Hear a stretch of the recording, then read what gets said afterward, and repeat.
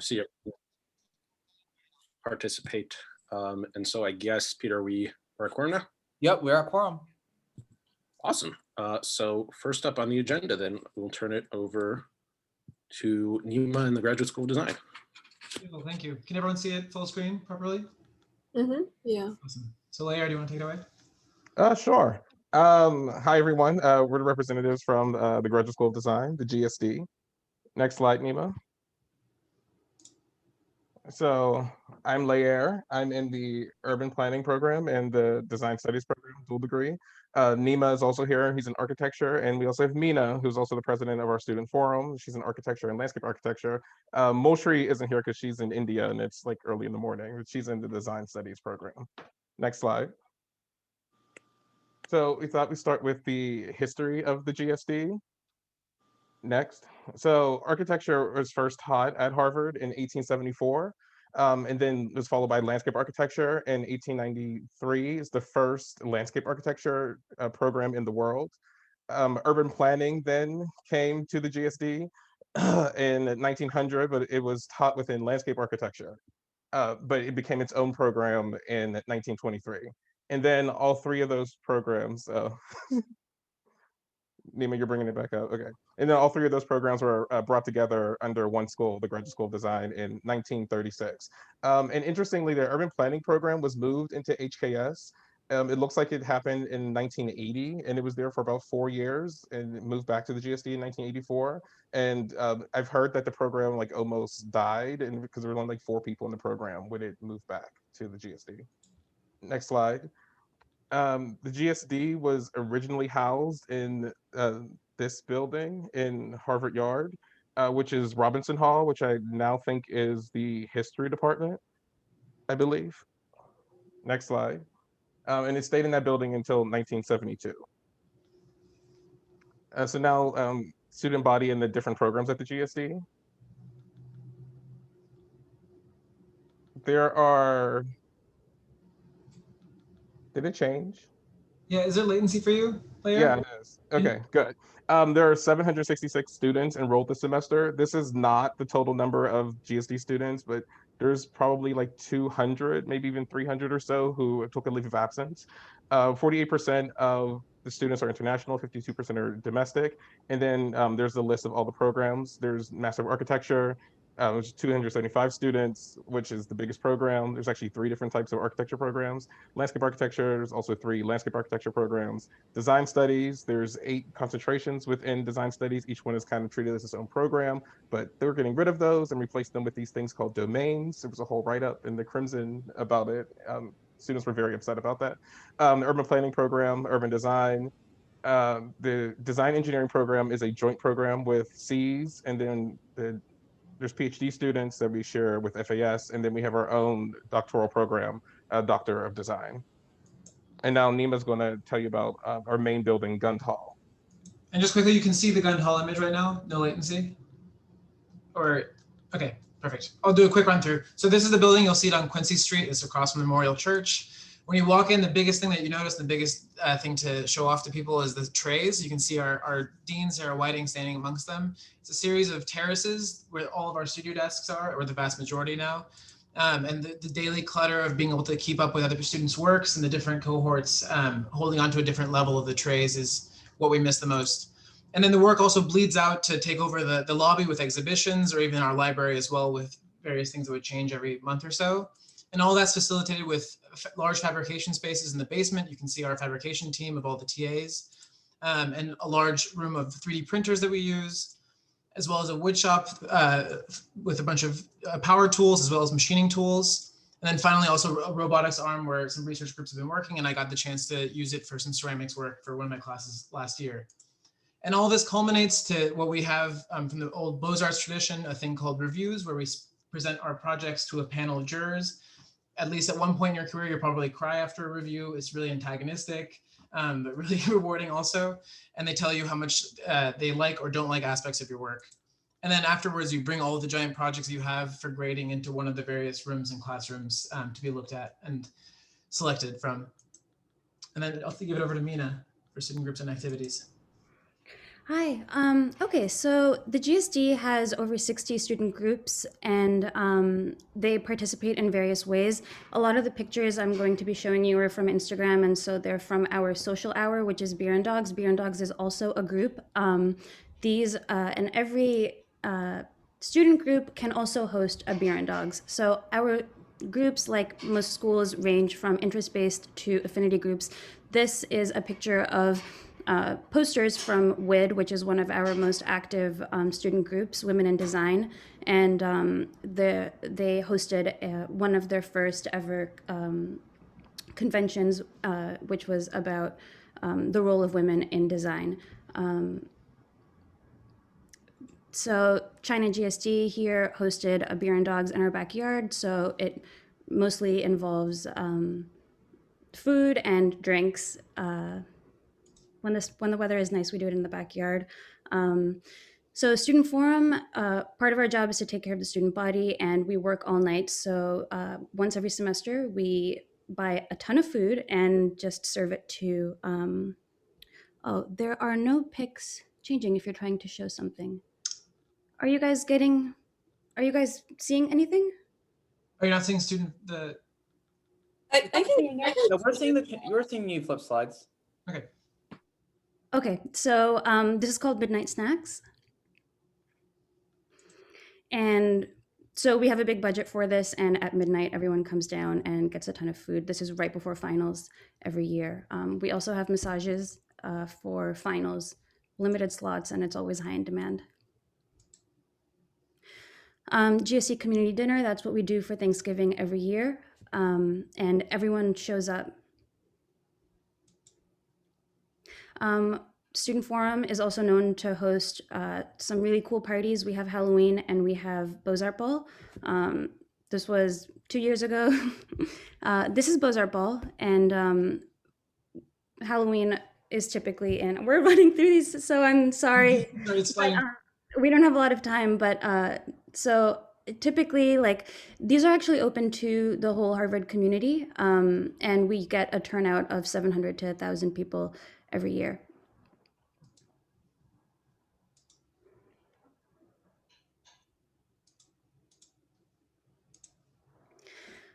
So again, one of our most active student groups, actually two of them, Africa GSD and Notes on and AASU, the African American Student Union, this year or this summer put together Notes on Credibility, which Lara will talk about.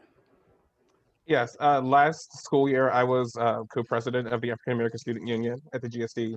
And after the murder of George Floyd, there were some students who got together and wrote this letter to the GSD in response to emails that were sent out by our dean. The first email didn't really mention anything about police brutality or racism. And then the second one, she like kind of tried to defend herself and talked about all the things the GSD does for diversity issues and works on these things.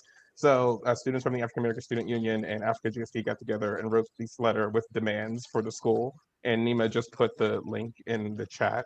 And then they include things about like only white men winning architecture awards, things that the chair of the Department of Architecture said about certain places in the world, and those are the things we need to teach, and then like not even mentioning entire continents like Africa or South America. So there's this really powerful statement, and it inspired other schools to also write letters, Black students at other schools like MIT and Columbia.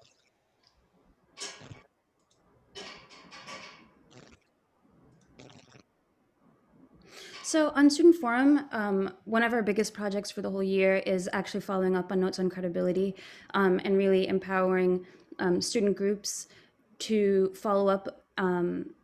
That also includes us meeting with the dean quite regularly and really pushing for changes in hiring, changes in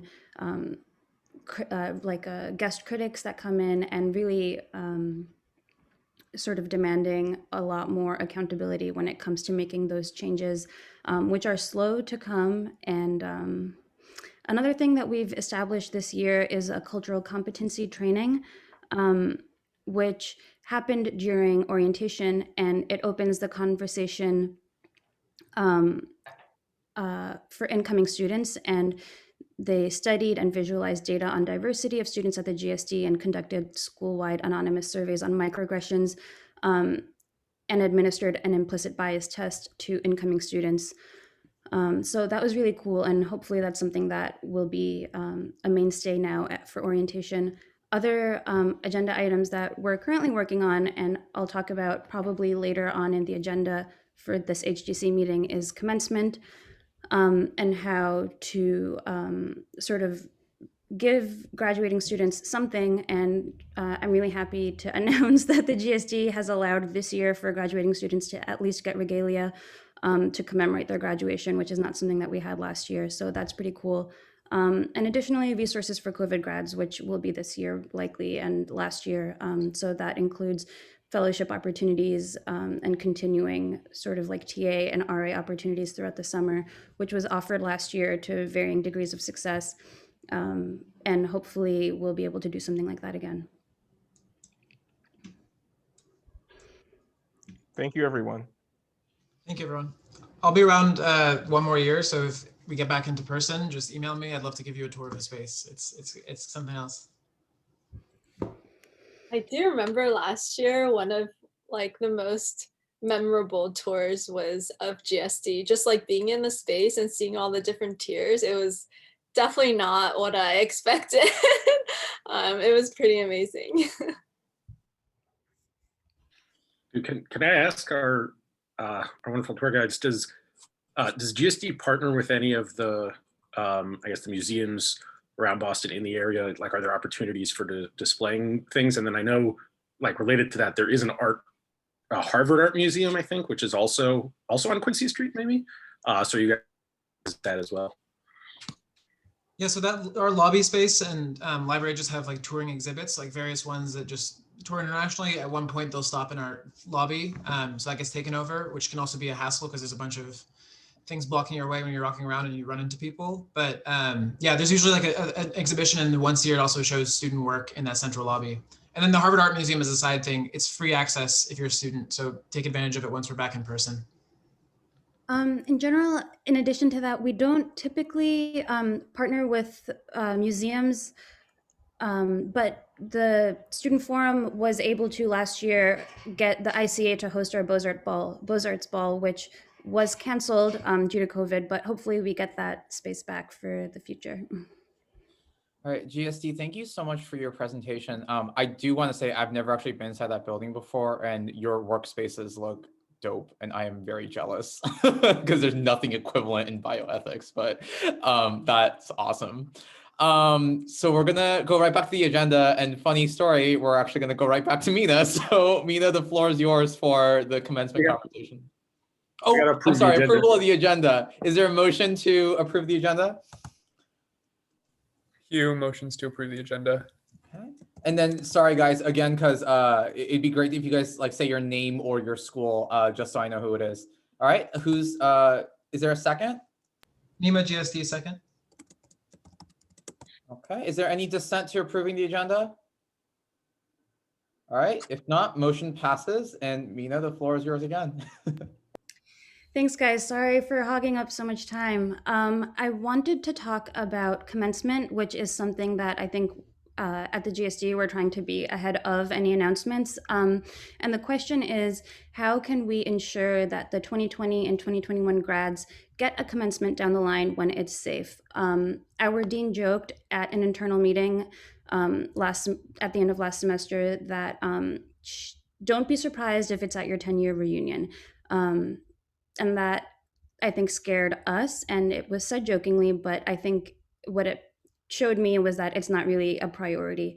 And so I think that there are two different graduations. Every school has its own graduation, and then there's a university-wide graduation. But I would like to know just how we can continue this conversation. I anticipate President Baca will make a statement about commencement soon, and I would like to suggest that we reach out to him and ask that in the event that there is no commencement this year, it's likely, but I think there are a lot of different factors this year because the undergraduate students are on campus. So in the event that there is no commencement this year and he makes that announcement, we would like for him to discuss the promise of a future commencement for those that missed out this year. I think it was mentioned passively in an announcement last year and never followed up on. So if we could follow up with him, I guess I'm wondering, should we do that as an HGC? Should we, I know that you guys are meeting, someone is meeting with President Backhouse soon. It could also be at a future President Circle meeting, or should we write and draft a letter and all of us sort of work on that together? Perhaps, I know that's worked in the past. So I know this isn't a sort of conversation time, so we can follow up, I guess, on the WhatsApp.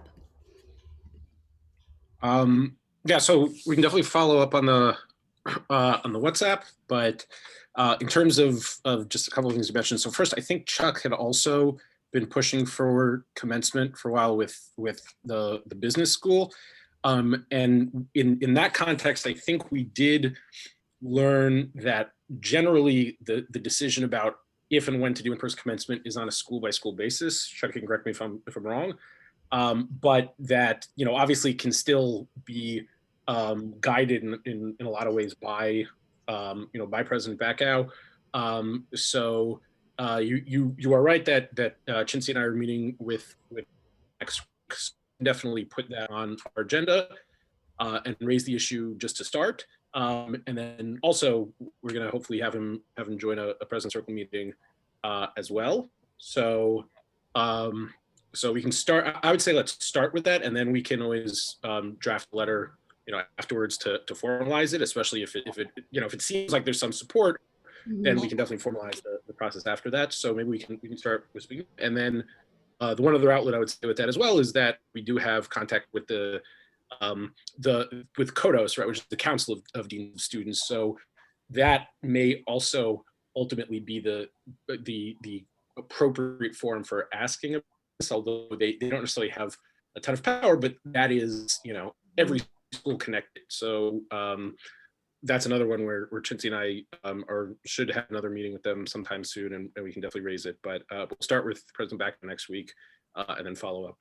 So Jojo, remember we brought this up with CODOS last time, and I think what some of the deans said was basically that, yeah, it was like commencement, whether commencement happens on a university level is determined by the office of the marshal. So not Marshal Page, who's from the provost office, but like the office.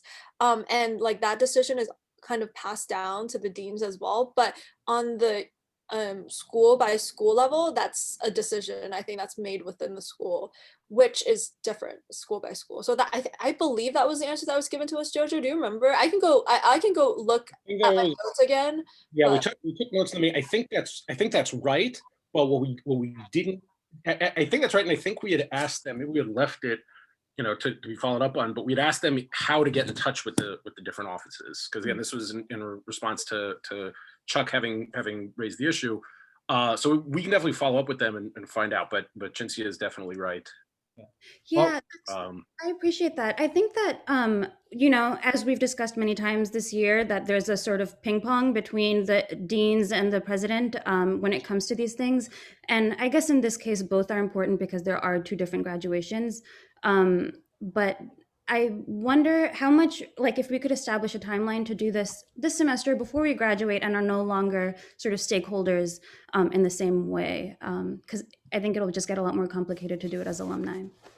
Yeah. I think so, another thing so I'll bring this up later, but I'm working through the office of the provost, like come get someone from the like CFO office, either the CFO or someone from there to give us like a finance 101 information, but also within that kind of scope is like an understanding, if people are interested, of getting someone to kind of talk about how decisions are made at Harvard, because it's not very clear.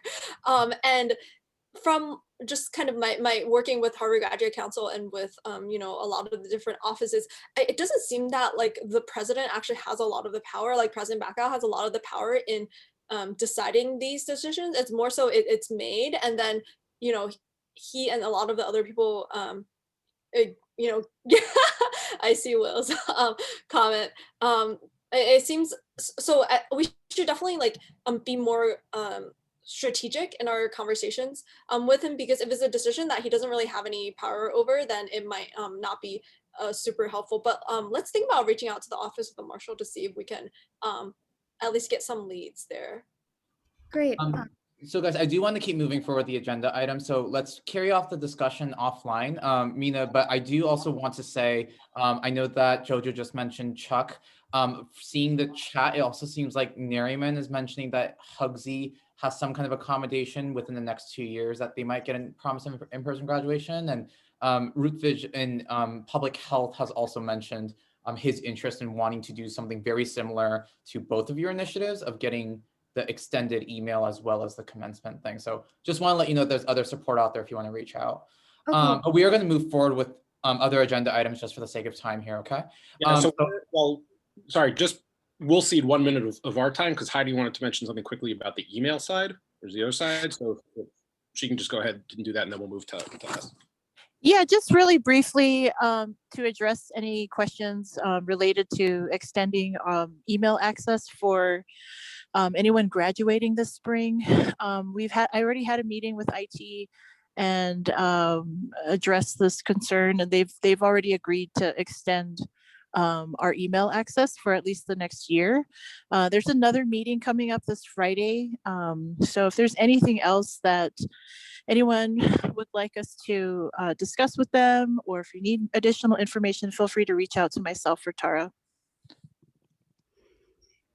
Thanks, Heidi. I'll definitely do that. All right, and with that, and sorry, there was a question in the chat about whether is this Harvard emails or HGC emails. I assume Harvard emails, right, Heidi? Yeah, it's all across the board for all the graduate school students. all right. Great, thanks. Okay, and with that, we're going to move forward with updates and reports. So Chinsi and Jojo, it's all yours until 8:10. Okay, I'll get started on this. So I basically mentioned this. I wanted to get everyone's feedback. So today we were actually supposed to have a presentation from we sent out the invitation to Thomas Hollister, the CFO, to come give this Finance 101 session, and we were told basically this is a session that a lot of new faculty and deans get when they're hired to basically understand how finances work at Harvard and how the endowment works. And I know students have had a lot of questions about tuition. So that was supposed to happen today, but apparently a lot of people have this week off because of, the holiday and then I guess Ash Wednesday. So the option was given to us either inviting them to a future general council meeting or having a one-off meeting. Basically, we schedule it at a different time, and everyone who's interested, hopefully, all our reps as well, we can invite the president's circle as well, come attend that. I was just wondering what people thought about that. We can also, Peter, could you create a poll real quick for what people would prefer for the Finance 101 meeting? Yeah, sure thing. I think only Himage has the ability to create polls. So okay. All yours. But yeah, happy to answer more questions about that as well. Or I can move on to the.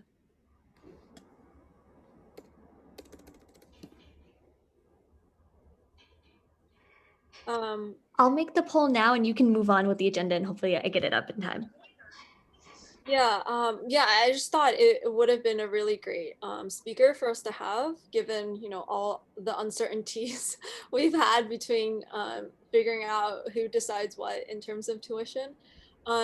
Okay, so then on the next item is our meeting with President Bacow and Provost Garber coming up at the end of February. I was wondering also what people's interests were inviting the provost to a future meeting as well, rather than just President Bacow, because we have extended the invite in the past. So this could either be in terms of a Q&A or a meet and greet. I was wondering if people are interested in that.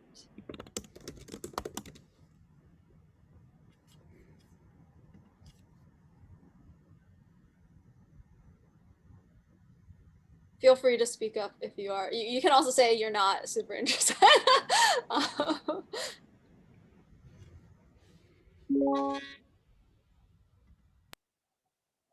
Yeah, okay. Anyways, that was just a thought. Like kind of So like sorry, since it's Rachel at GSAS, could I just weigh in on that? yeah. Awesome. I mean, I think in theory it's a great idea because the more time we have with high level officials, the better.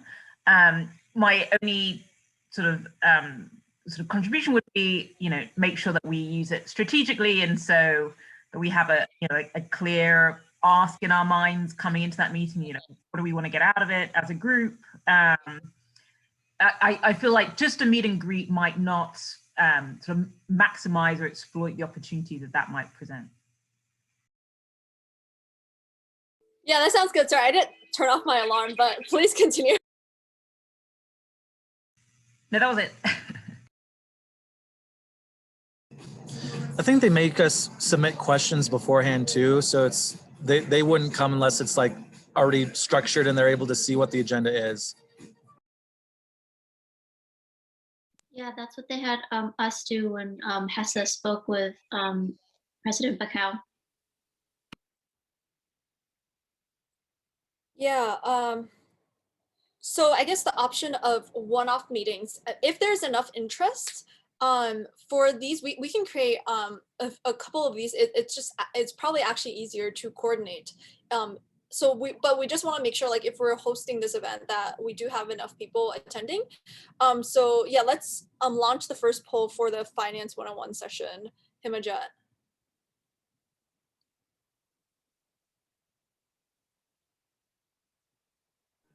Oh, and Himaja, you might want to unmake the GSD people hosts, because if you're a host, you can't vote.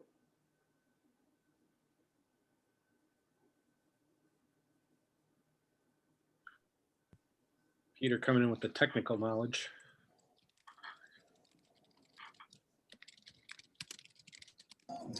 Jojo, you look like you just got done fishing. Is that? Fried chicken for dinner. I don't know. Oh, okay.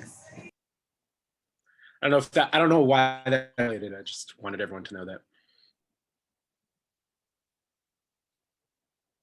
Have you submitted your receipt? I will by the end of the evening.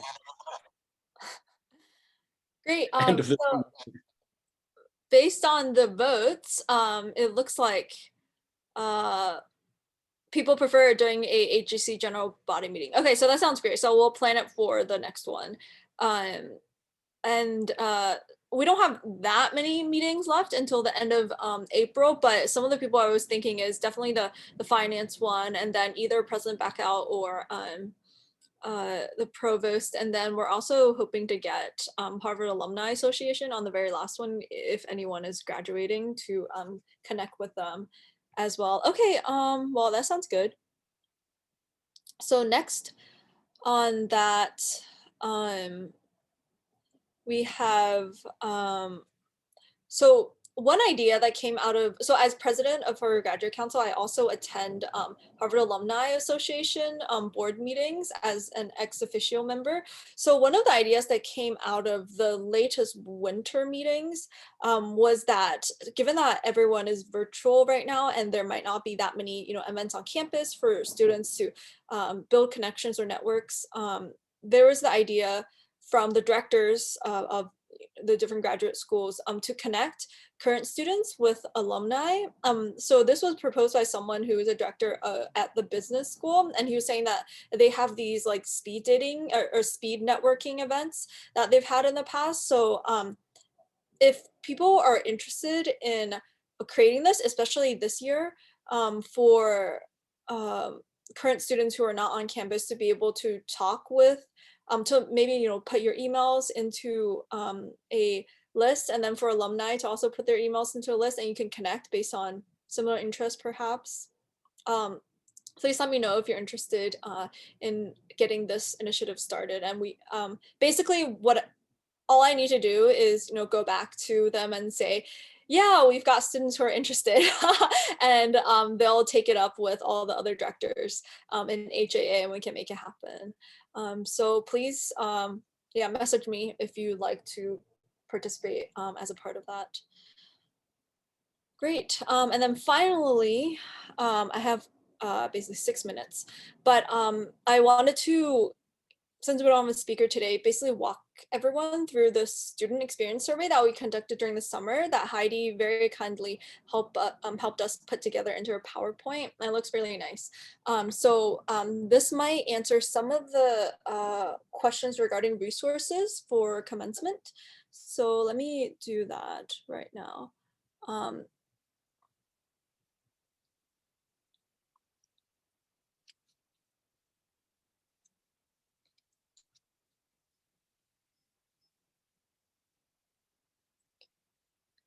All right, can everyone see this? So this was the HGC student experience survey that we conducted during the summer, modeling after the one that the UC created. And this is the first time, anyone are seeing these results because it took quite a bit of time to analyze them. We did show it to various offices within the administration for like some early amounts of information, but yeah. So, and thank you, Heidi, for creating the beautiful graphics. So this was, created with input from the provost office and various other offices around Harvard, reviewed by administrators and students and administered via Harvard Qualtrics. It was open from May to September, and we got around almost 2,000 responses, averaging 10% response rate from the graduate schools, from each of the graduate schools. And this was the percentage of participation out of everyone who filled it out by school. And it makes sense that GSAS has the largest percentage because they have the largest number of students. But for all the schools, basically, we were around 10% participation. At that time, most of our students were within the US at the time. So one of the questions that Harvard Housing was very interested in asking was, in order to be a successful student in the virtual setting, what's essential? And it seemed like one of the top ones was financial support, physical space, and a sense of community.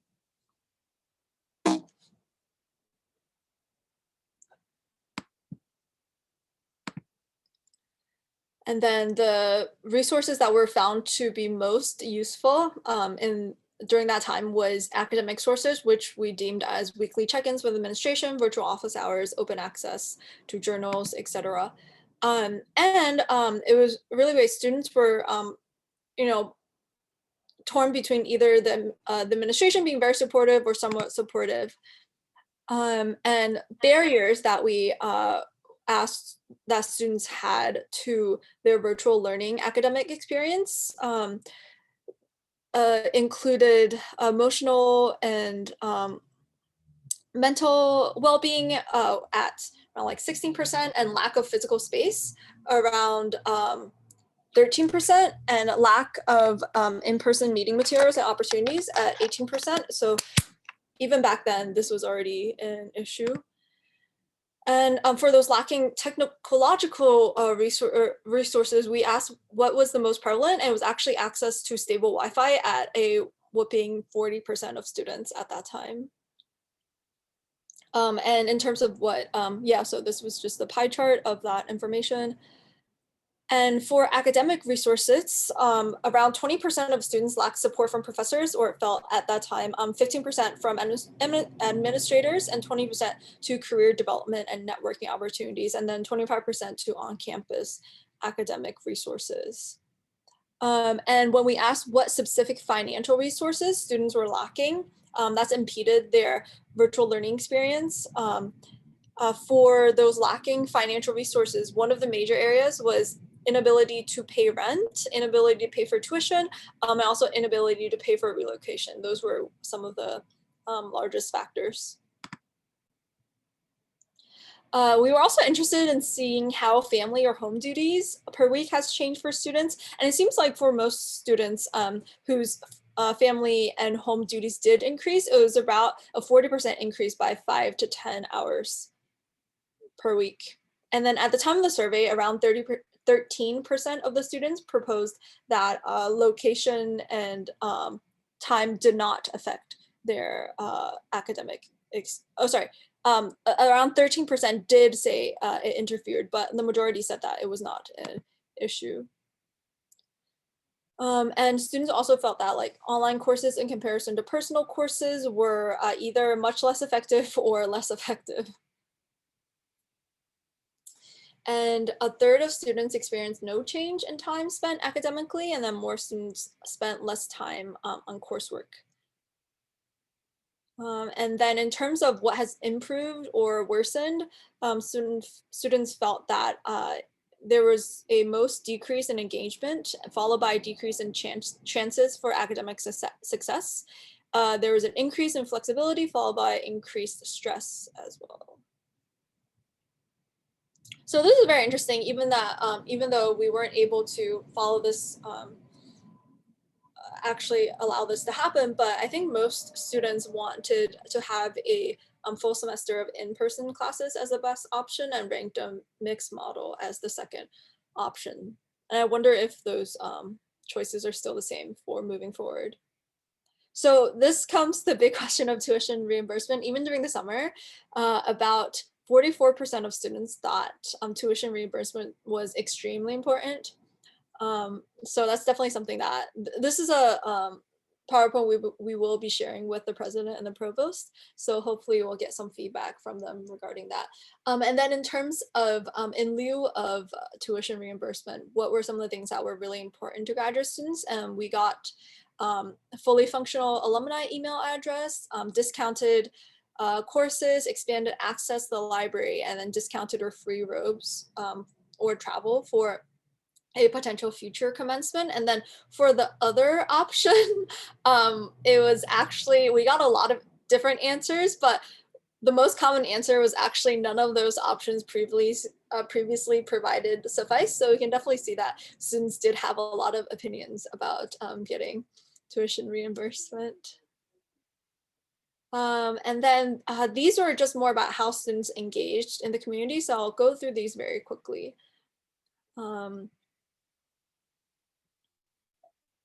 And these were questions that HUHS were very interested in answering. So in terms of physical health, we actually got for students either about the same or slightly worsened during the start of the pandemic. And then for emotional health, it was mostly worsened slightly or worsened significantly for students. And a lot of different symptoms were reported at that time as well. And then in terms of our demographics, it seemed like they were optional, but most students filled them out anyways. And these were our demographics for the students who filled out the survey. Yeah, so that's all I have to share. I thought since we didn't have a speaker today, it would be an interesting amount of information. If anyone has any comments or any questions about the survey, please email me and Heidi, and we'll be happy to chat more. Oh, so that's all I have. I don't know, Jojo, if you had anything. Nope. All better than I could. Chancy, a quick question. Do you want me to launch the poll for President Bacau's meeting? Oh yeah, I guess for a meeting with the president or the provost, would people also rather have it during a general council meeting, given that we have limited numbers? And I don't know if the president and provost can make a time such as like 7 p.m. Just let's quickly launch it and see what people think. Yeah. Sounds good. All right, I am launching it now.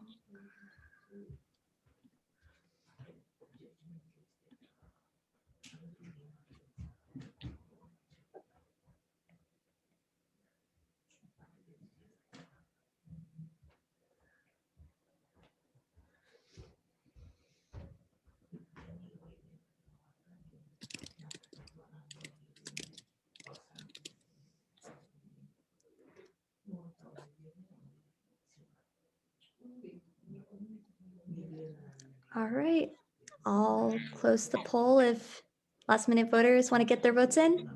Okay. Okay, well, it's definitely much closer than last time, but it still seems that most people would prefer during the HGC general body meeting. So we'll ask and see if that's possible.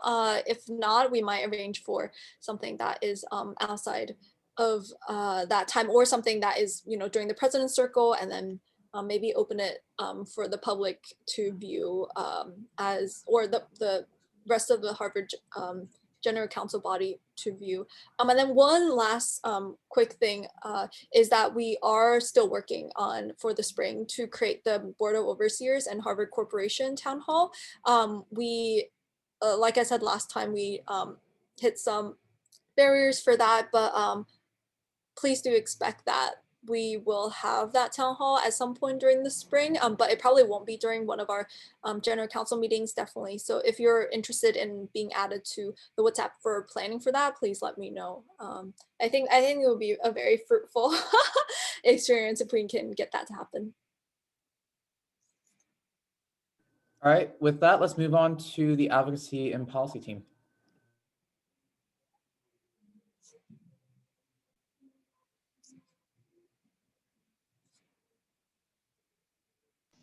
Thank you so much. So I'll start off and then pass it on to Abhinaya. So updates on our front are that we've had correspondence with the Crimson, and they've done a piece relating specifically to food insecurity, and they wanted to kind of get an idea of what's going on in the graduate schools in this space. So I want to just really quickly have a moment for the reps to share if this has been a concern that's been raised by their constituents. So feel free to raise your hand and one of us can call on you, or just kind of write in the chat if food insecurity has been raised to you, or if you've heard about it on campus.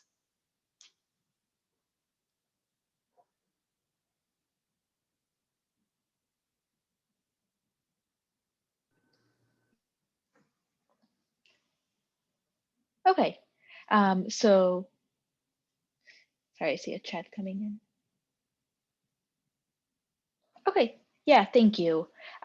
No, we just wanted to kind of see if this is a major concern, if there's anything HGC can do to get behind it. So if it does come up, definitely feel free to kind of bring it up during our future meetings, or reach out to Abhinaya and I and see if there's any way we could help solve this issue. The Crimson will be releasing the article shortly, and they're going to kind of focus on how COVID has affected potential food insecurity amongst the Harvard community. Secondly, we were informed of a event and initiative going on at the law school relating to a law school professor who had written an article that concerned Korean comfort women who were taken to Japan. And the historical, I guess, summary of it is that during a war, the Japanese army took a lot of women from Korea and from other nations and kind of held them captive and abused them as prostitutes without pay. And this professor had asserted that these women had knowingly contracted to do this. He's a corporations professor, so he did from a contract standpoint. So a good amount of the students wanted to do advocacy, kind of opposing this and raising awareness about the history of comfort women. So there was 2 events, and there was a letter that we could sign on to, and we had a vote, and it seems that we had 2/3 majority, so we will be signing the letter. And yeah, that's basically it. Just wanted to give you all an update on that. So now I'll pass it on to Abhinaya to discuss a newer topic about federal letters from MIT. Thanks, Cynthia. So as you all should have received an email from me last night, as well as a message in the chat about a series of letters that have been composed by MIT and CMU to set priorities for the Biden administration and for congressional leadership on graduate student issues. And this is an opportunity for us to contribute to the conversation by signing on to these letters. Each of these schools represents, 10, 20,000 graduate students. So collectively, with the multiple graduate student governments that will be signing on to these letters, it's a significant portion of the graduate student community speaking out on issues of importance to them. So these 7 letters were given to me, and I apologize for the short timeline yesterday for consideration for a vote from the Harvard Graduate Council. And so there are 7 letters here. I want to quickly describe the content of the letters and just raise some issues around them.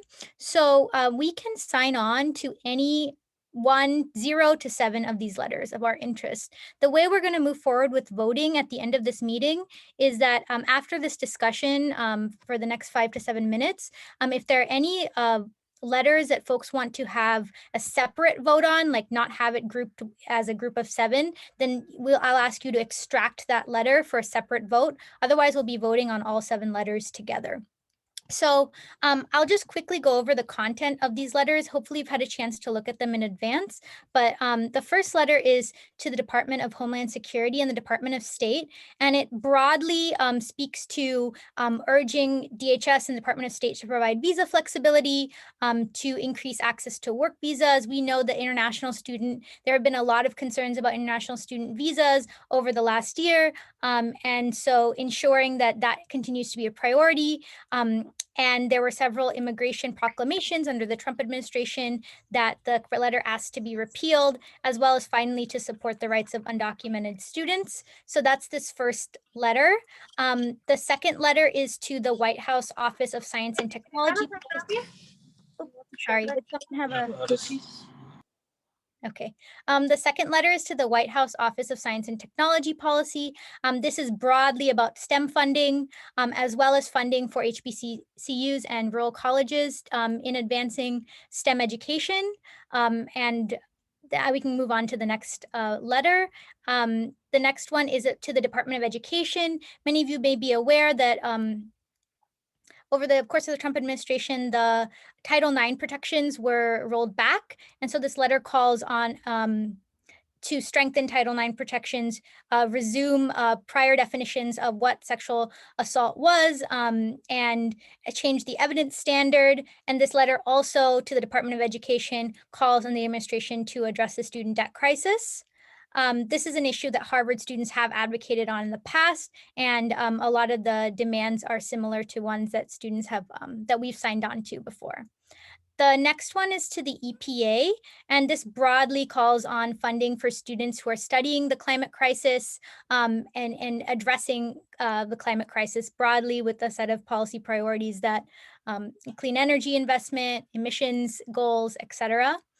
Letter number 5, I want to raise because this is a letter to the Department of Defense, and it's calling on DoD to support the recruitment of global talent, as well as invest in graduate student funding for students working in defense critical areas, as well as build more connections and partnerships between academic institutions and the defense sector.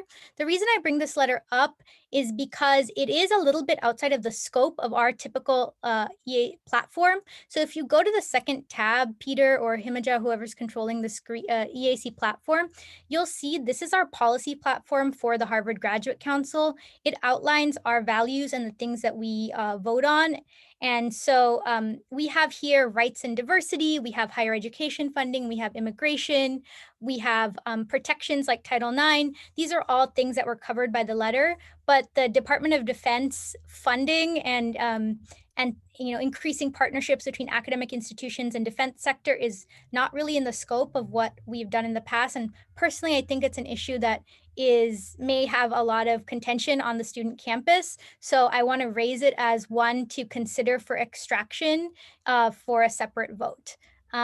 We can go back to the previous letters for proposed HGC. The 6th is to congressional leadership broadly on education, reauthorizing the Higher Education Act and increasing and also passing the DREAM Act. And then the last is around immigration reform again and green card caps and access to visas and green cards for international students. So I apologize for the long description there, but I wanted to open it up for a few minutes of open discourse, questions on these letters before and ask if anyone wants to extract any letters for a separate vote. We'll take 3 points on each of the concerns, like 3 points for the letter and then 3 points for the policy platform. All right, so I see For the hands, Naomi, go ahead. Thank you. I read all 7 of the letters in detail, and I do think that it would be in HGC's interest to support most of them. However, I was wondering how tied we are to the specific details, and if we have time, I know that there's high turnover, to maybe add certain details to these documents, or if we're voting on them as is. We are voting on them as is. So yeah, if there are pieces that recognizing that these letters are not inclusive of all of our agenda, we can write additional letters in the future to add on to these points, but we are voting on these letters as is. So if there's anything that we object to or disagree with, we should not sign on to a letter. But if we believe that there's more that we can add on to, then we can consider signing on to it or decide whether we'd want to send our own in the future. Okay, that was my main concern. Thank you. William? Hi, yeah, I'm a little concerned about the DoD letter. Not necessarily in the sense of all of it overall, but I'm wondering if there's any statistics on how much DoD is actually willing to invest in students that are being, I mean, specifically, this is a lot, I'm mostly talking about international students who work on defense projects. Or maybe non-defense areas. So how much does the DoD actually work on? Like, how many international students actually work on DoD projects like this? Is this something that the DoD would even care about? My impression of the DoD is that most of their scholarships are solely for domestic students. So I just don't know if there's anyone with information about this sort of thing and whether this is something that is even tractable.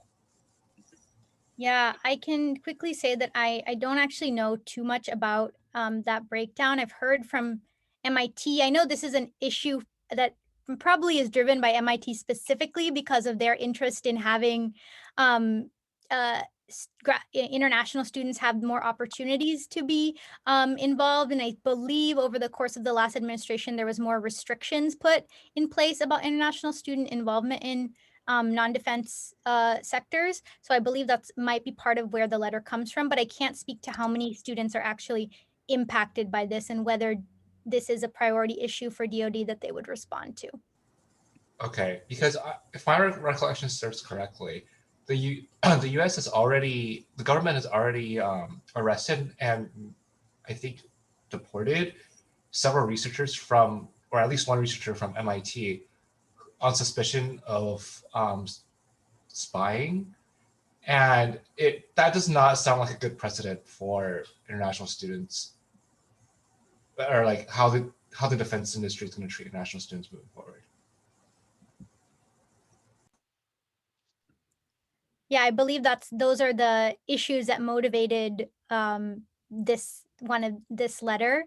And then there are the pieces of the letter that I raised that are about building more relationships between academic institutions and the defense sector as well. So it is the international student piece as well as also more investment in academic institution defense sector partnerships.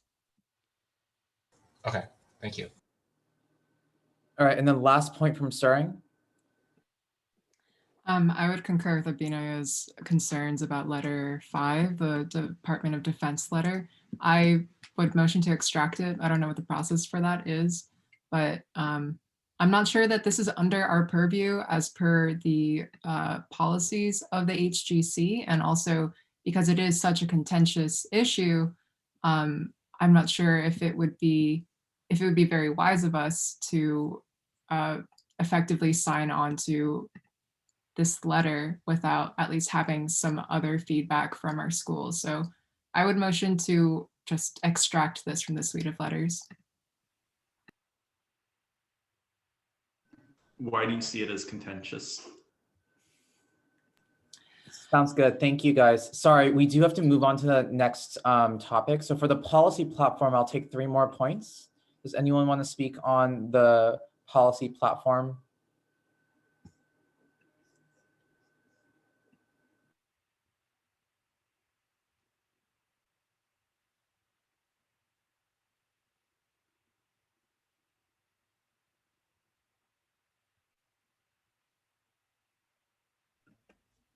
Just to clarify, this was our previous policy platform approved by prior years by the Harvard Graduate Council.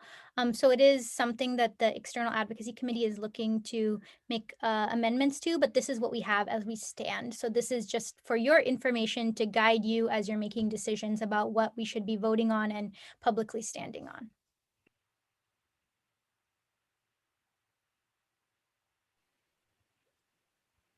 Peter, given no comments, should we continue the previous conversation? Yeah, sure thing. Except I see that there is one hand. So Diego, go ahead. Oh, so I was just gonna say something in here that I didn't really see that maybe could be clarified to an extent, is executive actions and departmental actions from the federal government or even state and local governments. I saw that I think lawmakers was included, but I didn't see mentions of like executive or anything like that. So I just wanted to put that out there. Thank you. We can definitely consider that for our review of the policy platform, and the External Advocacy Committee will review it and bring back a version to the HGC for a vote. Sounds good. Thank you everyone for your points. We are going to move on to the next team. So finance and student groups, Brad and Saeed. Thanks, Peter. So we have an application that's from the Harvard Medical School that they're interested in doing an event that'd be called Yoga Anatomy. The link is there. You can read through what the application says, but essentially they're asking us for funding for $1,900 is what the finance committee approved. They passed it to purchase yoga mats for these events. And it went to the exec board. They passed as well. The final step for them to get this is to have a count through a vote through the general council. And so you can kind of read the description there of what the event is. Essentially, they're going to be putting yoga and anatomy together in one event. Seems kind of interesting. I'm not a big yoga guy, but I'm definitely willing to try and stretch my legs a little bit. So if there's any questions about that, let me know. You can send me a private message, or there's the guidelines there too of appropriate funding that goes to the One Harvard Catalyst Fund. So you can look at that. And that's all I have. I'm gonna be turning it over to Saeed then for the next report. Two brief updates on my end. First of all, we now have an active Venmo account that you can get your reimbursements through. So that's mainly in regards to your meal reimbursements, which tonight you are eligible for. And that account username is basically at Harvard Graduate Council. Simple as that, at Harvard Graduate Council. So you could indicate that on the form that you submit for the reimbursement, or you could also elect to have it mailed to you via check at the end of the semester. The other update is our current budget is $46,118.29. The reserves is $7,180. I'm happy to repeat that for anyone that missed it. But that's just a quick update on our budget and our resource budget. That's about it for me. Saeed, did you want to talk a bit about the student support committee that you're thinking of gathering together? Well, I'm happy to talk about it, but Peter, are you short on time? We unfortunately are. We have a lot of agenda items to pass tonight at the end, so we are going to have to move forward if that's okay. But we can definitely send an email out to the rest of the reps or use the WhatsApp if needed. All right, so the next update is from the operation and governance pair. So just as a quick update, the fall's amendments that were proposed will be passed tonight. We won't be having any discussion because we did open it up for public commenting for more than 2 weeks on the Google document. So if any of you are interested in hearing other people's thoughts, the Google document link is right here. Every constitutional amendment requires at least 3/4 of the quorum to pass. And right now, I believe we have 11 out of 12 reps present, schools represented for the reps present. So it will take 3/4 of that to pass. For the spring amendments, we believe it or not, all the amendments that have been proposed in the fall were actually the higher priority items based on the spring elections coming up in April. So we do have another set of spring amendments that we sort of tabled to consider later. So that will be coming up sometime in the future. And as usual, we'll be giving people the opportunity to debate via Google Docs and vote on it at the way end of the year. All right, Himajah. Thank you so much. I will give my update in like a few seconds. So all I wanted to say is that our next general body meeting will be on Monday, March 1st from 7:30 to 9:00 p.m. And any other updates, I will just email you guys. So onwards to Angela and Amreen. So this week, as we all know, it's all about data match. So we have 1,800 people sign up. So thank you so much for being a part to let students form connection and friendship. Thank you so much for our executives, presidents, and reps for being a part of that. So next, our Student Life Committee will be taking on the Harvard Law School EDP Task Force initiative to make Election Day a university holiday at Harvard by April 26. Some of you may know Columbia and Brown already achieved that. So our goal is to achieve that by this summer. Harvard should be accountable to its words on the importance of civic engagement. And also if Harvard make the Election Day a holiday, that would be a domino effect, so other schools will follow. So after this week, we'll start the campus-wide coalition with students, faculty, and staff, and also high-profile alumni, union, social media campaign, news media to give pressure to the school administration. Mark Hyder from law school will give a presentation on March 1st at 7. Our goal is to sign all the resolutions by March 31st, and we'll pass this on April 26th. And that's all my updates. Thank you, Angela. All right, everyone. So we have a lot of action items to vote on tonight. As I said before, please state your name and your school when making a motion or seconding. It also helps for discussion for Himajah and my annotation. So the first line item to vote on is the motion to pass the Harvard One Catalyst funding request for the Yoga Anatomy event for $1,900 on yoga mats. Is there someone who can make the motion? Hugh motions to approve. I can second it. Approve HPS. Second, Nariman Hagzi. All right, is there any debate on this motion?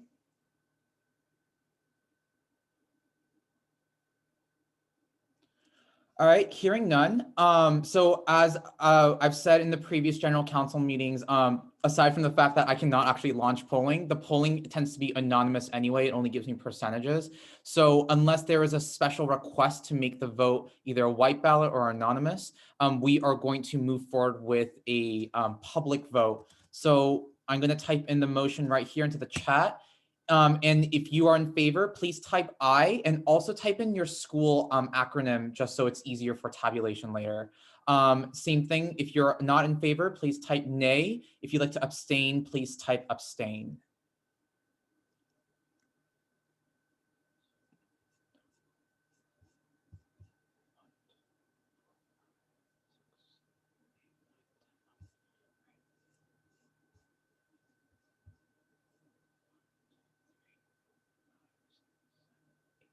All right, I have 8 votes so far. Waiting on the 3 other schools. 1, 2, 3, 4, 5, 6, 7, 8. Oh, sorry. 1, 2, 3, 4, 5, 6, 7, 8, 9, 10. All right, I have 10 votes in favor and 11 votes in favor and none opposed. Motion passes unanimously. All right, the next agenda item is on a motion to sign all 7 letters written by MIT addressed to the Biden administration and Congress. Is there a maker of the motion? Peter, this is Rachel at GSAS. Could I second Sering's initial proposal to extract the defense letter from this? Sure thing.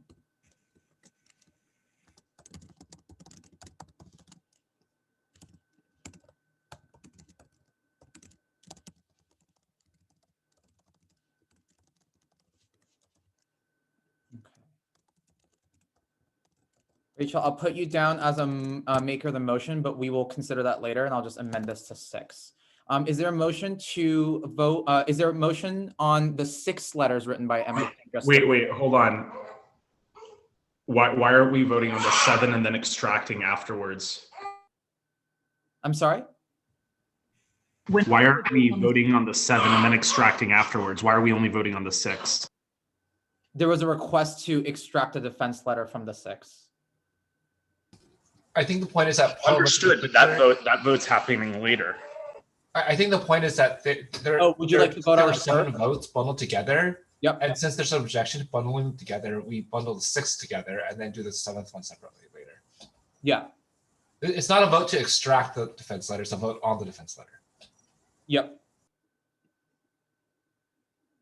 Am I misunderstanding something? So we'll be voting on the 6 first, and then we'll be voting on the defense letter separately. Do we? Okay, so we don't have to vote to extract a letter. We're just going to do it. I mean, like technically. Yeah, procedurally, I don't think we can extract a letter like that.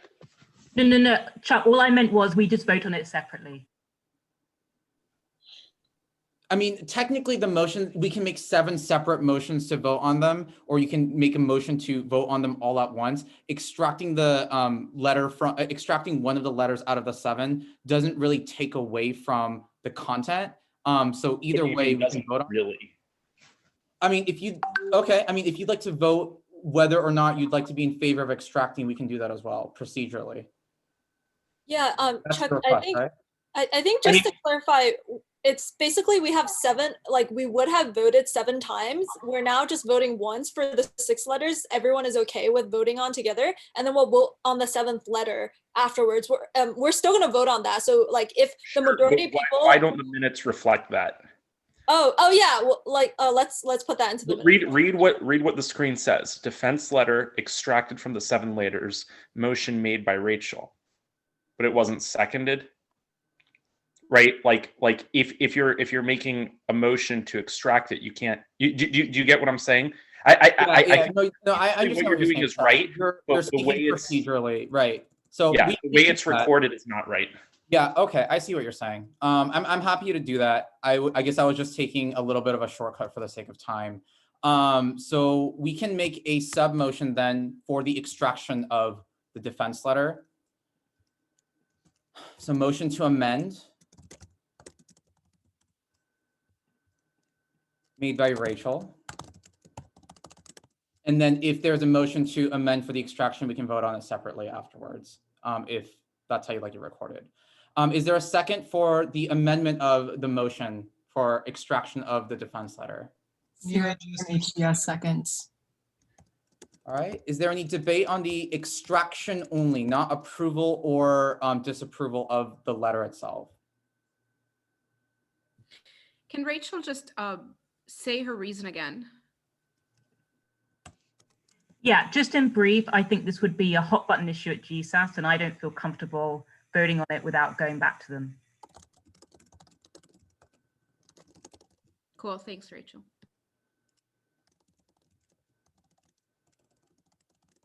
All right, sorry, Himaja, could you help me out with the annotations here? I'm helping you out as well. Thank you. So the original was to so then basically, okay, so then we need to vote on this to see if it is okay for us to vote separately on wait. Yes, that's correct. So we are now voting on the extraction as the amendment, and then if that is approved, we'll move it as a separate line item to vote. We have 2 other points, so I'll take the 2 points and then we can move forward with voting. Diego, go ahead. Thanks, Peter. So I know that I prefer to keep it as 7 instead of 6, because I feel like if we extract the 1 letter and we vote on the 6 now, it'll just give more incentive to reject the 1 letter later. And so I would rather pass them all now or fail them all now and then wait until the next meeting to try and pass them again, if Rachel would like to go back to GSAS and try to figure that out, or if anybody else would like, if any other rep feels more comfortable speaking to their student government first or things like that. What's the timeline like, Abinaya? Yeah, so we need to vote on these. I need to submit whether we're signing on to 0 to 7 letters by Sunday of this week.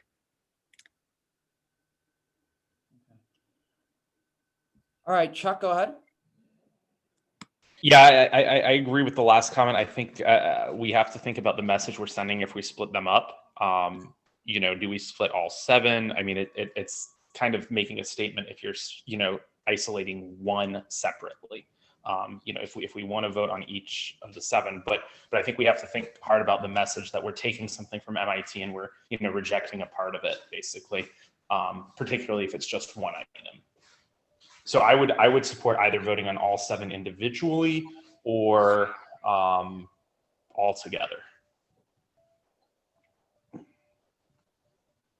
All right, Naomi. I would second a motion to vote on each of them separately. I feel like that would be a little bit easier for the sake of everything. So we don't have to send that message of exclusion. We can do it individually. It's a little bit more weighted, I think. All right, and Naomi, if you want to split up all 7, that'll be a separate motion as well. So you can make that motion after we vote on this amendment. So this discussion will just be about extracting the defense letter. Any other points on this amendment? All right, if not, we'll proceed with voting. So 1 second. Motion to amend. I will throw that onto the chat right now. All right, and those in favor, please type aye followed by your school name. Those opposed, please say no or nay. And then all those who like to abstain, please type abstain. Please remember that it's 1 vote per school.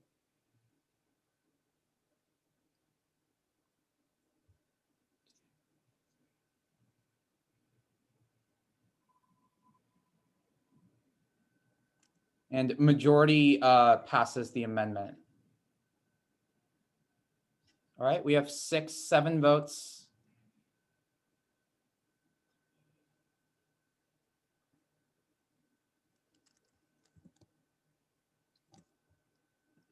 And Rachel is SCAS. Yep. 1, 2, 3. 1, 2. All right, I have 10 votes here, waiting on the last school.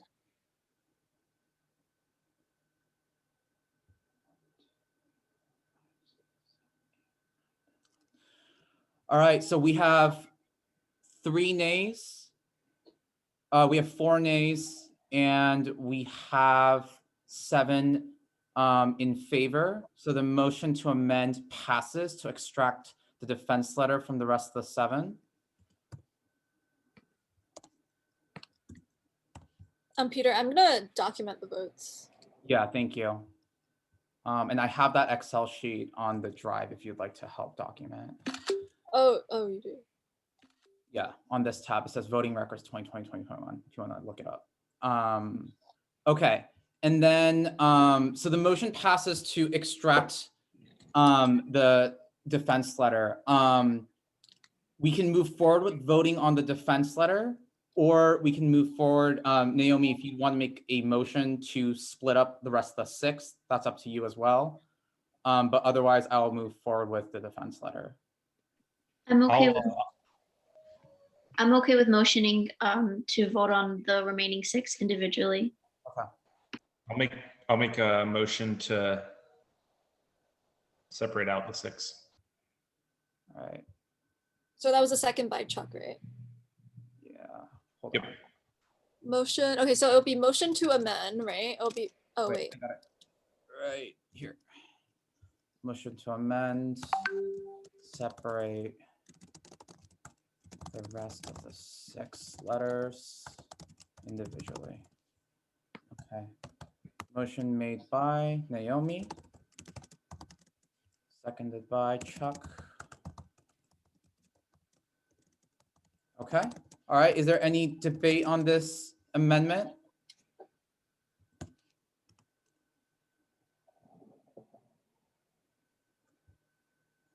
I thought I heard Naomi say that you want to vote on the 6 together. Naomi, could you clarify? Did you want to split up the 6 or did you want to vote on the 6 together? I want to vote on each letter individually. Letter individually. Okay. So it's the 7, yeah, 7 letters. No, it's the 6 because we just amended to. Okay, right. Okay, got it. Why though? Do you want to give the reason?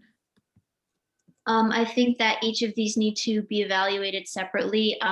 Upon reading them for me personally, I agreed mostly on everything for certain ones, and then there were others that I feel like we need to look into further, mostly just to follow up because I feel like there's areas that need to be improved. And if we don't have time now on these letters to amend them and improve them, we need to make them a priority to follow up and provide those important details. So I feel like if we were to vote on them all together, that won't be done. All right, any other points for debate? Diego? Yeah, just a quick point. Considering that it's a quick turnaround, I just think it would be more timely to stick with passing all of them or not.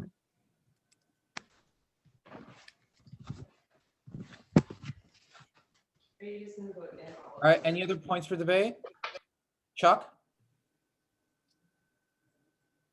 Yeah, I mean, I think these are important issues, and I think that to make it go too quickly is not to do justice on our roles.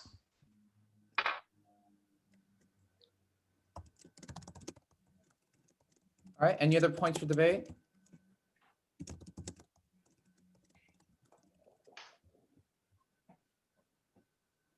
All right, if there's no other discussion points, we'll move forward with voting. So the motion to amend the 6 letters separately, give me 1 second. All right, if you're in favor, please type aye followed by your school name. If you disapprove, please type nay. If you like to abstain, please type abstention. Each school gets 1 vote. Chinzia, did you find the Excel sheet? I think him just. Yeah, Peter, I'm going to be doing it. So I'm doing that now. Thank you. Also, let's save the chat before we head out. Yeah. Just in case.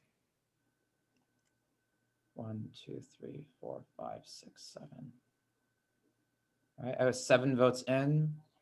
2, 3, 4, 5. 3, 4, 5.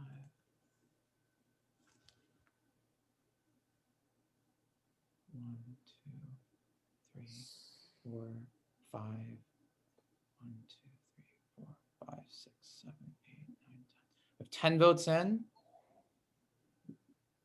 Nay, 1, 2, 3, 4, 5, 6. All right, we have 6 in favor, 6 opposed, which means that motion does not pass to separate because it is not majority. We need 50% plus 1. 6 plus 6, hold on. Wait, how did we get 12? 1, 2, 3, 4, 5, 6. Yeah, there are only 11 schools. 9, 10, 11. Yeah, there should only be 11. 1, 2, 3, 4, 5, 6. All right, I have 6 opposed, 5 in favor. All right, so motion fails. All right, which means we will be keeping the 6 as a bundle, and we will be signing we will be voting on the defense letter separately. All right, so that will be 6 letters, defense letter.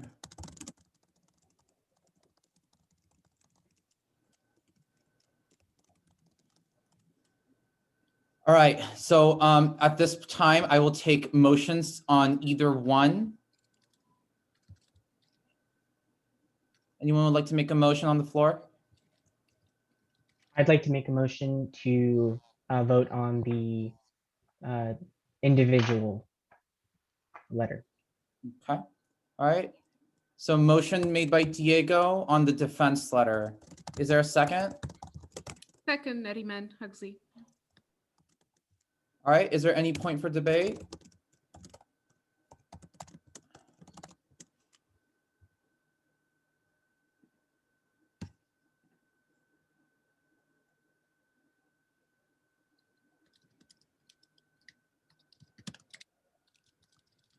Is there any other point for debate on this motion?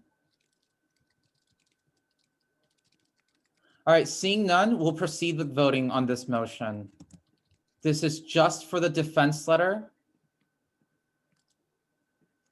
And I'm putting it in the chat now. Please type aye if you're in favor, nay if you're opposed, and abstain if you'd like to abstain.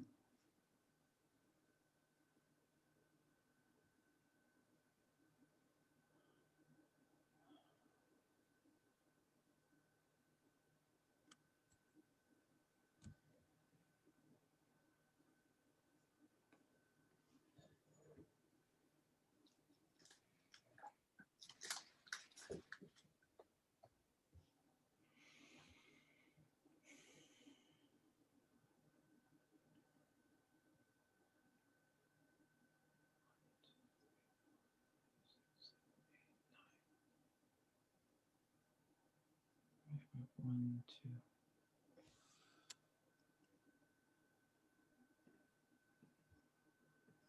All right. 1, 2, 3. All right, we have 3 votes in favor. 1, 2. We have 2 opposed. 1, 2, 3, 4, 5, 6. And we have 6 abstentions, so motion fails. All right, so the defense letter is not signed. Wait, just for point of clarification, isn't that 50% plus 1? 3 plus 2 is 5. No, it's bylaws. 50% plus 1 of quorum. Abstentions. That's not what the bylaws say. Robert's rules of order go with that, but we can check the Constitution if you'd like. Yeah, it'll be our Constitution would trump Robert. Yeah. Also, I thought our Constitution actually says we need a supermajority to sign letters. Is that right? Okay, so let's look at voting. Yeah, it's not, well, I'll take a look now. I don't think to sign letters. Yeah, I think that's resolutions, Diego. Statements. I think it would be under statements. Is there a difference between a statement and a letter? No, just the way it's written. He's doing a search, so I think if he searches for statement, he might find it.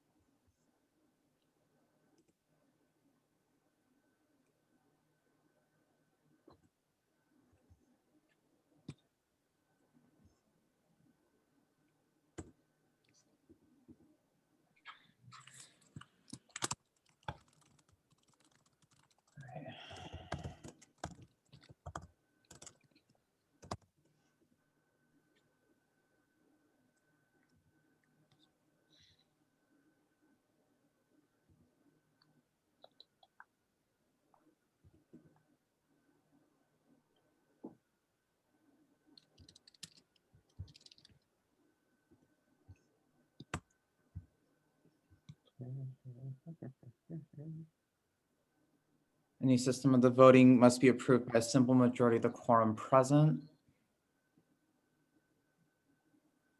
It's voting.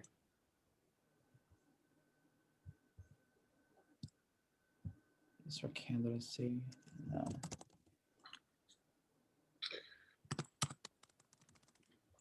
All right. Doesn't specify, so we'll go with Robert's rules. I think it specifies it in Article 12. Yeah, it's resolutions. And then the last one, it says all resolutions must be approved by 2/3 of the quorum present. Are we counting letters as resolutions? Well, it seems like the resolution is brought to HGC by like one of the members to be voted on. So No, if you go up, oh, sorry, the presentation of the resolution. Never mind. Yeah, it looks like I fall under a resolution. It was a motion. Was it a resolution? Yeah, so I thought this was not a resolution because it was a letter. That was what I was tracking as well. Yeah, I will take 1 more minute on this, and otherwise we can have other members look it up while we move forward with the other items. Meanwhile, I'm going to look up Robert's rules. Okay, Peter, do you want to, well, you can't do that if you're sharing the screen. Yeah. Do you want to go on and vote on the other 6 while you're looking that up? Yeah. Do you want to take a look at what simple majority is constituted as with abstentions? Yeah, sure. I'll take a look at that. You continue the voting. Sounds good. All right. So next are the constitutional. Wait, I have an update on that. Right. Article 3, Section 3.1, Part 3 says resolutions must be passed by 2/3 of quorum. All other matters before the HGC may be passed by a simple majority. Yep. So that this one passes. Well, so we're still in discussion as to whether or not abstentions are considered part of the simple majority, because right now our constitution says simple majority of the quorum present. It doesn't specify that abstentions. Sure, but in the piece that was just cited, right, it doesn't say a quorum, it just says a simple majority. Okay, so we're gonna check with Robert's rules to see how they handle abstentions, and then we'll get back to. But we have the guidance in the piece that was just cited.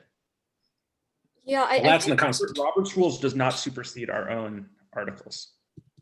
yeah, I think one of the issues is that I don't think all of the reps had that understanding when they abstained. So if we do that, we would have to do a revote probably. Yeah, I agree. We were all supposed to know the articles.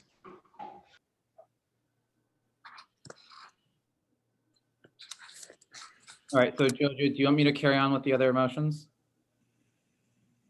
Yeah, so what I would do, it's all right. We're Chuck. I'm gonna keep checking this because you're making a very good point. It's actually really fascinating constitutional interpretation question, which I loved anyway.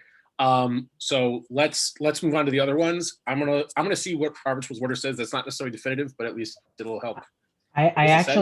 I did find what Robert's Rules of Order says on this. It says that abstentions in a quorum count as a no vote. Yeah. Okay, because basically the question we're dealing with here is when it says, right, all others must vote, all other votes are done by simple majority, since it's quorum, right, which it does in section 3.1. Is it, we're on page, if anyone has the Constitution by, it's publicly available, it's on page 35 of the Constitution bylaws.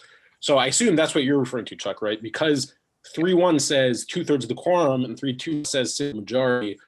That might imply that it's a simple majority of those actually voting rather than. We don't need a.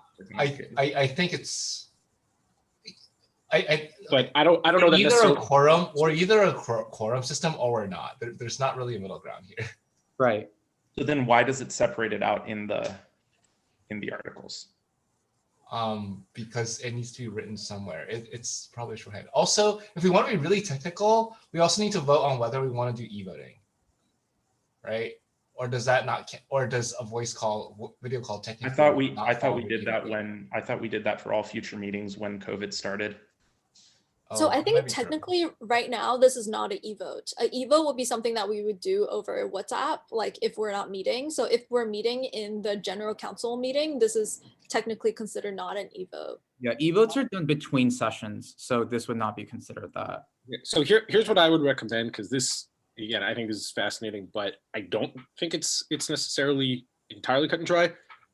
Can we do a vote to quickly to table this one particular one and move it to an e-vote, and reps, we can continue the conversation in the just for the defense letter, and then we'll vote the other letters just because I want to be cognizant of the time, and for some people it's very early morning. Yeah, so Jojo, just to clarify this point, where are you seeing the just simple majority period? Because the ones that I'm seeing are simple majority of quorum present. No, it's not. If you go to page 35, section 3. Go up a little yes, bit. Right there in the middle of it. Section 3.1, right, voting procedures. So 3.1 under that. So it's basically section Roman numeral 3-1, 3.1 and point 2, right? Point 1, resolutions must be passed by 2/3 of the quorum present at a meeting, all other matters for the HGC may be passed by a simple majority. It's, I mean, you know, just, I think everyone in the, I think I lost everyone. Uh-oh. No, you're still there. We can hear We you. had a simple majority. Sorry, my internet's not great. I think everyone in law school who's here can appreciate this, or you know, I mean, even other people can't, who are not in law school if you study this stuff. But it's not entirely clear that because it doesn't say a simple majority of quorum, it means a simple majority of voters. That's the reality of bylaws sometimes. So I think again, it's discussions worth having because it might matter moving forward as well. And we have to vote on this one still, but we can do an e-vote. So maybe we should move this one to an e-vote, and then we can vote on the rest of them, and then the reps can continue continue the conversation. Does that work for everyone? Jojo, my thought was that, you know, I'm not saying that Robert's rules supersede the Constitution, but you know, if this is ambiguous and we're unclear as to what the definition of a simple majority is, then we can defer to a document that's below this, which is governing our organization, right? So there isn't there is an appendix I think rules if you want to take a peek at that. So let's move on voting first. I'll take a quick look on it. If we can get it, if I can get it done before the end of the meeting, we can go back to it. Otherwise, we'll just vote to move it to an e-vote if that works. Sounds good. All right. Meanwhile, we'll move on to the other 6. Or actually, sorry, I can't make that call. But if you want to move on to the other 6, you can make a motion for it, or you can make a motion on any one of the other motions. Cease initiates a motion to table the discussion on the defense letter, and also motions to make that vote a white ballot vote. The defense letter. I mean, Jojo, what do you want to count this as? Can we even make a motion to table if technically a vote's been casted on it? Do you want to look up simple majority first before we touch this? Well, sorry, table the execution of the vote. Yeah, I think we can table, yeah, exactly, the execution of the vote. I don't know if we can re-vote yet. Let me look it up, but we can definitely table the execution of it and move on. I'll keep looking.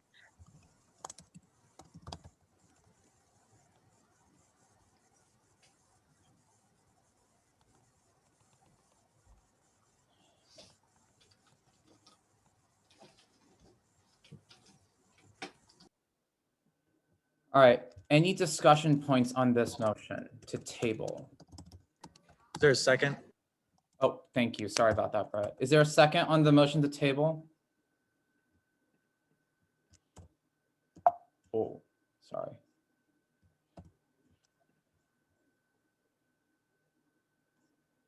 Is there a second from anyone in the reps? Sorry, could we just clarify? This is Rachel at GSAS because things are moving slowly but also quickly at different points. Diego, what did you mean by tabling it? It was actually from C's William. So moving the table is for later consideration, but it's just for the execution of this. It's what I wrote in the chat. It's tabling the execution of the vote. So the vote's already been done. The tabling motion is to just not basically figure out what we're doing with the result of this vote later, so that we can move on to other things. And also compounding with that a motion to white ballot instead of, well, it doesn't really matter if we white ballot, but it's a motion to white ballot. So if you second it, then we only count anyone. We only go to a formal vote if anyone objects. Yeah. Peter, we're also yeah. over time, so we have to motion to extend the meeting. All right, sounds good. Sorry, you're just dealing with a lot. Okay. I'll entertain that one first because priority-wise, that one is the highest in ranking. So motion to extend. How many minutes, Shinsia? Well, we're already 9 minutes over, and are we still voting on the constitutional amendments? Yeah, I think so. Well, sorry, Jesus, Rachel. Can I have it? Obviously, the letters are very time sensitive because they've got to get done by the end of the weekend. I would love to know how time sensitive the constitutional amendments are. They could be pushed to the next meeting because as long as they're passed before the elections, they're fine. Yeah, let's do that. Either way, we can make a motion to table the constitutional amendments then. But then right now for the motion to extend, what time do you want to propose? Let's say 9:20, so extend by 10 or 20 minutes. 'Cause we're Okay, at 9:20. 20 from 9 o'clock. Okay, so just since we're being very technical today, technically Chintzia can't make a motion. Is there a maker of the motion from one of the reps? Rachel G. Sash, motion to extend by 20 minutes. Seconded, Ruthvidge, HSPH. Okay, great. Okay, let's just do the letter stuff now. Wait, hold on. We need to actually vote on this technically. Okay. All right. Is there any, or I'm sorry, this is a non-voting motion. So the motion to extend moved and seconded. I'll throw this into the chat right now. Wait, we can also motion to I don't think we voted on motions to extend before. It was just first and second. Okay, but I mean, we've had a lot of discussions and Chuck's made really good points about being. Okay, all right. I want to follow it today.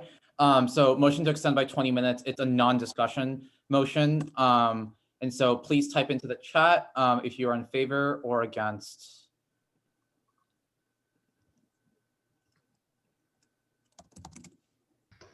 Yeah, and then Himija, if you wouldn't mind just documenting. 20 minutes includes the 10 minutes that had already passed, huh? Yes, Yeah. we are rushing. Or Okay, well, it looks thus far that we have. Yep, that's fine. So we do have 2/3 required to pass the motion to extend. So now we'll move on to the defense. You mean the other 6 letters? The other 6 letters. So is there a motion to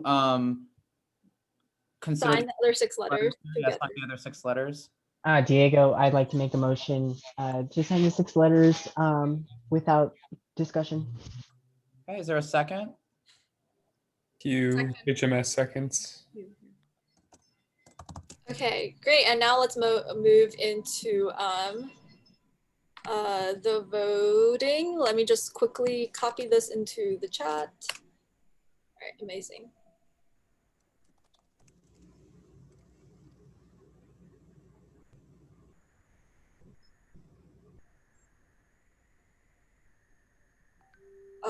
Right, and there's 6 letters without the defense letter. Yeah, we should write that in, Peter.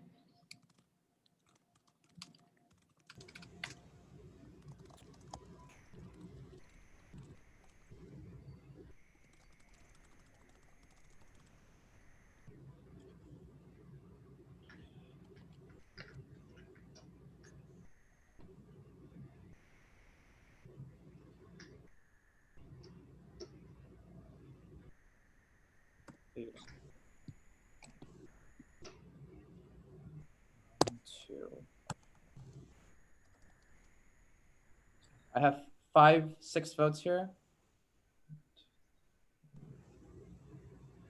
Can I ask why we shouldn't debate about this?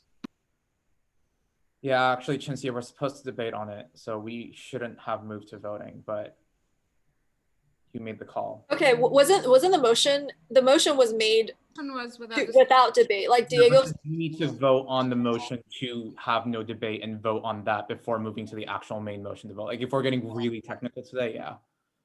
Okay. I brought up some really good points today, so I'll slam down the book today if that's how we want to handle it. All right, so You do want to have a conversation about yeah, and then we vote again. Yeah, debate? yeah. Okay, all right. So the motion is to have move forward with this without debate. Yeah. All right, so this is a procedural motion that does not require a debate. So Naomi, are you, oh, sorry, that's from Diego. Naomi, do you second this? No, I think that we should talk about it. No, do you second the motion to vote on not debating on this motion? Seconding does not mean you're in favor. It means that you're willing to entertain the motion on the floor. Oh, okay. I misunderstood. My apologies. So yes, I second it. Okay, all right. I'm gonna post it in the chat now. All right, so this is a non-discussion motion, so we have to move straight to the vote. So those who are in favor of moving forward with voting without debate, please type aye. Those who are opposed, please type nay. And those who abstain, please type abstain.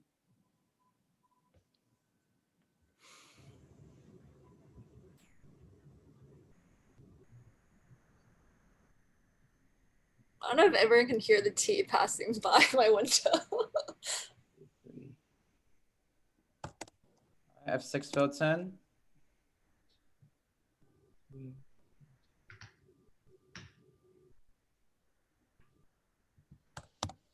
Four, 5. All right, 3 more. Okay, 1 more vote.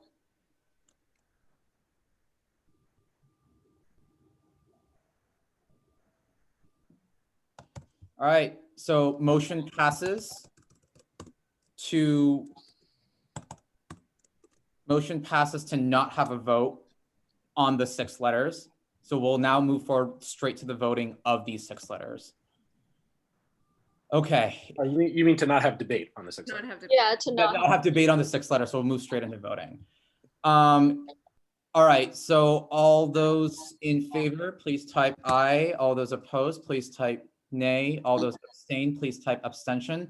And this is directly voting on the 6 letters as to whether or not we would like to sign it.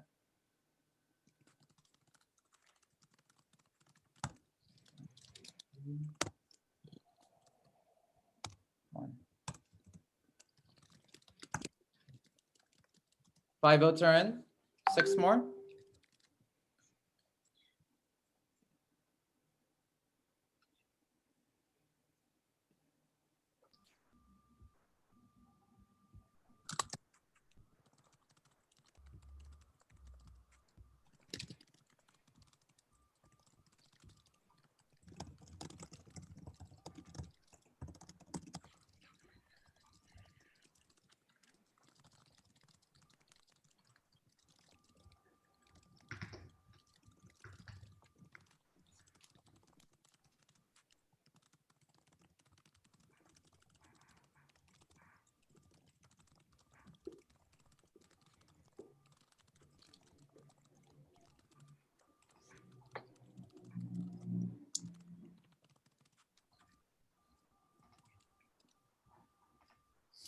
All right.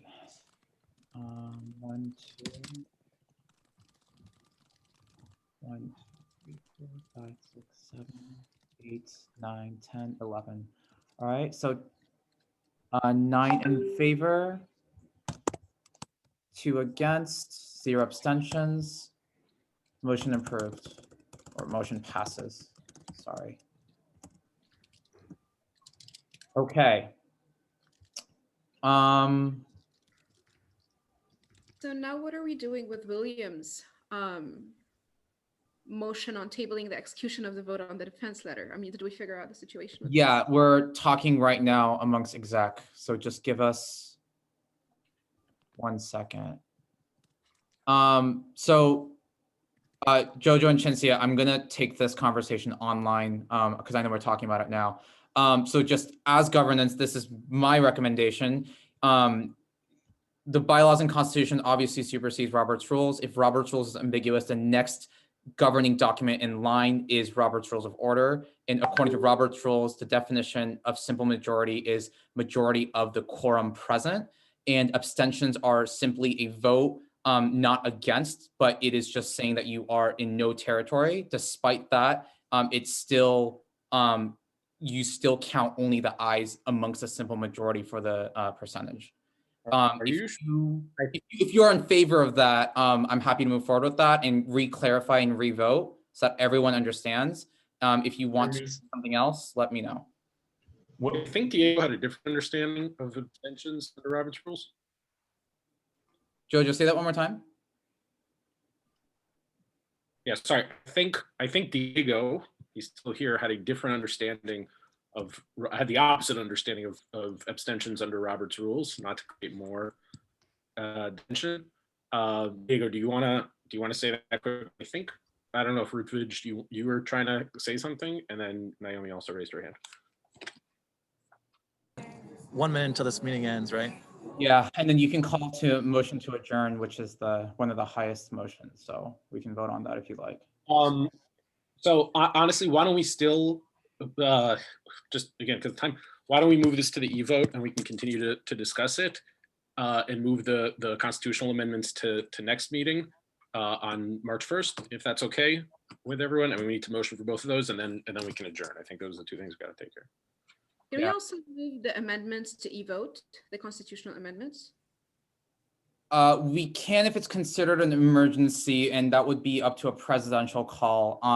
But technically, it's not that much of an emergency. We can do it without between meetings. Not that this is going to change any opinions, and this isn't the hardcore text. I can show you guys a text, at some other point in time.